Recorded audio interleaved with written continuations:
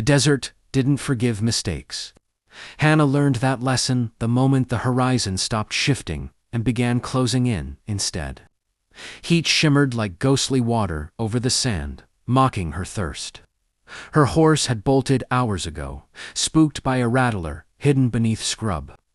Since then, Hannah had been walking, boots filling with sand, tongue dry as old parchment, canteen empty and useless at her side. She had grown up in harsh country, but this land felt different, meaner, like it watched and waited. She pressed her hand to her brow and squinted.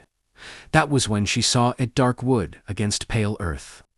A structure that didn't belong to mirages or desperation. A well. Her heart kicked painfully. Wells didn't exist out here, not on any map her father had ever drawn.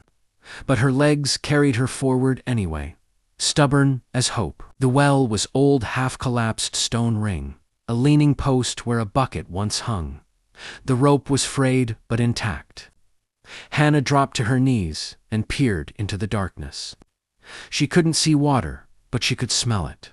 Cool, real. She pulled. The bucket came up heavy. Water sloshed against cracked wood, and Hannah laughed a broken, breathless sound before dipping her hands and drinking without care.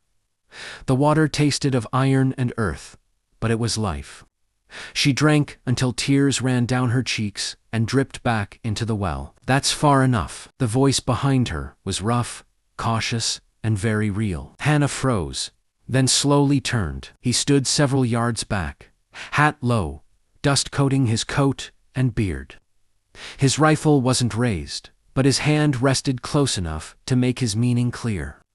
He looked as worn by the desert as she felt sunburned skin, cracked lips, eyes sharp with hunger and calculation. I found it, Hannah said, lifting her chin despite the tremor in her hands. So did I, he replied.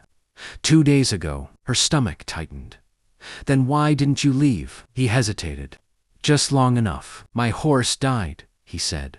Same as yours, I reckon. If you want to hear the full story, click the title below.